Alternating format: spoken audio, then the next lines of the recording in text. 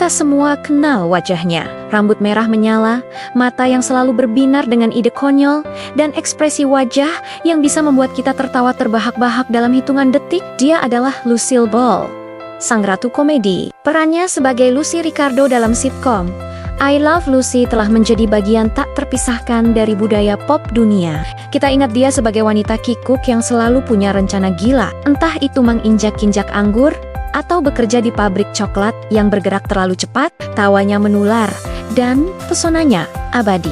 Namun, jika kita hanya mengenalnya sebagai seorang komedian, kita baru melihat separuh dari ceritanya. Kita melewatkan kisah yang jauh lebih besar, lebih inspiratif, dan lebih revolusioner. Ini adalah kisah tentang bagaimana Lucille Ball, sang bintang jenaka, ternyata adalah seorang visioner bisnis yang jenius, seorang bos studio yang tak kenal takut, yang mengubah wajah industri televisi selamanya. Dia bukan hanya seorang aktris, dia adalah seorang arsitek hiburan modern, lahir di Jamestown, New York. Perjalanan Lucille Ball menuju puncak ketenaran Hollywood bukanlah jalan yang mulus dan cepat. Dia memulainya dari bawah. Sebagai seorang model dan aktris yang seringkali hanya mendapatkan puren-puren kecil di film-film kelas B selama bertahun-tahun, dia terus bekerja keras, mengasah bakatnya. Tetapi Hollywood sepertinya belum menemukan tempat yang tepat untuknya. Dia punya bakat komedi yang luar biasa, tetapi layar lebar saat itu belum sepenuhnya tahu bagaimana memanfaatkannya. Sampai akhirnya, pada awal tahun 1950-an, sebuah medium baru yang sedang naik daun membuka pintu untuknya, televisi. Bersama suaminya, seorang musisi Kuba berbakat bernama Desi Arnaz, mereka memiliki sebuah ide untuk sitkom yang akan menampilkan kehidupan sehari-hari pasangan suami istri dengan segala kekonyolannya.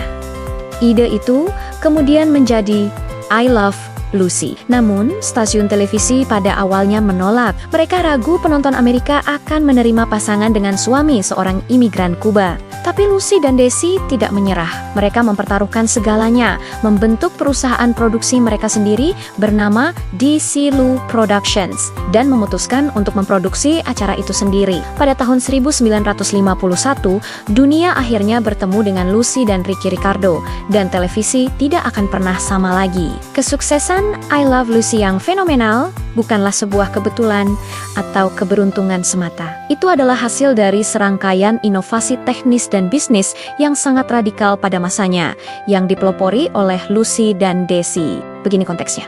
Pada awal 50-an, sebagian besar acara TV disiarkan secara langsung dari New York. Mereka menggunakan teknik yang disebut kineskop untuk merekamnya, yang pada dasarnya adalah memfilmkan monitor TV. Hasilnya, kualitas gambar yang buruk, buram, dan tidak layak untuk disiarkan ulang. Lucy dan Daisy yang ingin tetap tinggal di California menolak metode ini. Mereka punya ide yang lebih baik. Melalui Desilu, mereka memperjuangkan dan memperkenalkan apa yang sekarang menjadi standar emas produksi sitkom. Penggunaan 3 kamera film 35 mm yang merekam secara simultan di depan penonton studio langsung. Metode ini, yang dikenal sebagai Sri Camera Set, memungkinkan mereka menangkap berbagai sudut close-up, medium shot, wide shot secara bersamaan. Hasilnya adalah produk akhir yang jauh lebih dinamis, sinematik, dan yang terpenting, memiliki kualitas film yang jernih. Tawa yang kita dengar bukanlah tawa kalengan. Itu adalah tawa asli dari penonton yang benar-benar ada di sana. Inovasi 3 kamera ini membuka pintu bagi inovasi bisnis kedua yang bahkan lebih mengubah industri konsep siaran ulang atau reruns. Karena sekarang mereka memiliki salinan setiap episode dalam format film 35 mm berkualitas tinggi. Lucy dan Desi bisa menjual hak siar episode-episode lama ke stasiun televisi lain di seluruh negeri dan bahkan dunia. Ini adalah sesuatu yang belum pernah terpikirkan sebelumnya pada masa itu. Sebuah acara televisi hanya tayang sekali, lalu hilang selamanya. Lucy dan Daisy pada dasarnya menciptakan model bisnis sindikasi modern. Mereka tidak hanya mendapatkan bayaran saat episode pertama kali tayang, tetapi mereka terus menghasilkan uang setiap kali episode itu ditayangkan kembali. Model ini mengubah Desilu Productions dari sekadar rumah produksi menjadi sebuah kerajaan media yang sangat menguntungkan. Mereka membuktikan bahwa konten televisi bisa menjadi aset jangka panjang yang berharga. Dari keputusan teknis untuk menggunakan film, mereka membangun fondasi finansial yang akan memungkinkan Lucille Ball melakukan langkah paling berani dalam karirnya. Kisah Lucille Ball mengambil babak baru yang paling dramatis dan revolusioner di balik layar. Setelah bertahan-tahan membangun Desilu bersama Desi Arnaz, pernikahan mereka berakhir pada tahun 1962.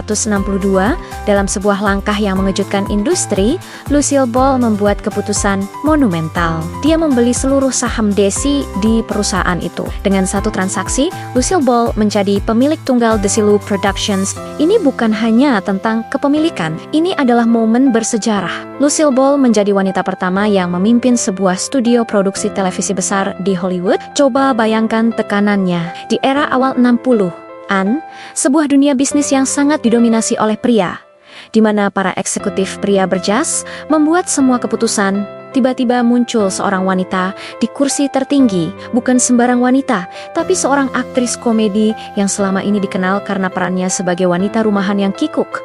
Banyak yang meremehkannya. Mereka pikir dia hanya akan fokus pada sitkom-sitkom ringan. Mereka salah besar. Di bawah kepemimpinan tunggalnya, Lucille Ball membuktikan bahwa dia bukan hanya seorang penghibur, tapi juga seorang pengusaha dengan intuisi tajam dan keberanian untuk mengambil risiko yang bahkan ditakuti oleh para eksekutif pria. Di bawah kepemimpinan Lucy, Desilu tidak hanya bertahan, tetapi berkembang pesat dan menghasilkan beberapa acara paling ikonik dalam sejarah televisi. Disinilah naluri bisnisnya yang luar biasa benar-benar bersinar.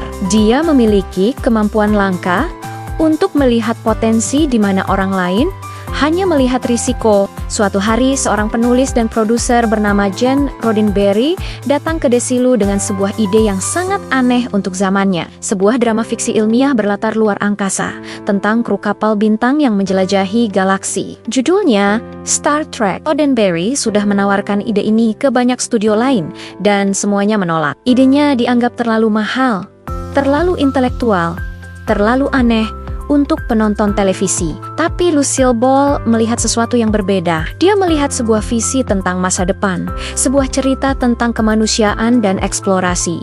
Meskipun episode pilot pertama Star Trek ditolak oleh stasiun TV, Lucy tidak menyerah. Dia mengambil risiko finansial yang besar dan secara pribadi mendanai produksi pilot kedua. Sebuah langkah yang sangat tidak biasa. Keputusannya inilah yang akhirnya memberi lampu hijau pada Star Trek yang kita kenal dan cintai, melahirkan Kapten Kirk, Spock, dan seluruh kru Enterprise ke layar kaca. Tanpa kepercayaan Lucille Ball, salah satu waralaba fiksi ilmiah terbesar sepanjang masa, mungkin tidak akan pernah ada. Dan itu bukan satu-satunya pertaruhan besar yang dia menangkan. Selain dunia fiksi ilmiah, Lucy juga merambah genre yang sama sekali berbeda. Spionase, ketika sebuah ide untuk serial tentang tim agen rahasia yang melakukan misi-misi mustahil diajukan kepadanya. Dia kembali melihat potensi yang tidak dilihat orang lain. Acara itu Mission Impossible. Dengan plotnya yang rumit, ketegangan yang tinggi, dan gadget-gadget canggih, sangat jauh dari dunia komedi yang menjadi ciri khas Lucille Ball. Tapi sekali lagi, intuisinya benar. Dia memberi lampu hijau, dan Mission Impossible menjadi sukses besar, melahirkan serangkaian film blockbuster yang masih populer hingga hari ini. Jadi bayangkan ini, di satu sisi, Lucille Ball masih membuat jutaan orang tertawa setiap minggu dengan acaranya sendiri, The Lucy Show. Di sisi lain, di ruang rapat, dia membuat keputusan eksekutif yang melahirkan Kapten Kirk, yang menjelajahi galaksi, dan tim IMF yang menyusup ke markas musuh. Dia mengelola dua dunia yang sangat berbeda secara bersamaan, membuktikan membuktikan bahwa jangkauan visinya jauh melampaui komedi. Dia membangun sebuah portofolio hiburan yang beragam dan berani, sesuatu yang hanya bisa dilakukan oleh seorang pemimpin sejati. Warisan Lucille Ball jauh lebih dalam daripada sekadar tawa yang ia ciptakan di layar. Tentu, kita akan selalu mengenangnya sebagai Lucy Ricardo, ikon komedi abadi. Tapi warisan sejatinya, warisan yang sering terlupakan, terletak di kursi eksekutif yang ia duduki dengan penuh kuasa. Dia adalah seorang pionir yang mendobrak langit-langit kaca di Hollywood dengan cara yang paling spektakuler. Dia membuktikan bahwa seorang wanita tidak hanya bisa menjadi bintang, tetapi juga bisa menjadi bos. Dia membuktikan bahwa naluri kreatif bisa sejalan dengan kecerdasan bisnis. Dia mengubah cara televisi dibuat dengan inovasi 3 kamera. Dia menciptakan model bisnis sindikasi yang membentuk industri hiburan modern. Dan yang paling penting, sebagai kepala studio, dia memberi kesempatan pada ide radikal dan berisiko yang ditolak oleh orang lain, melahirkan 2 waralaba paling berpengaruh dan bertahan lama dalam sejarah televisi,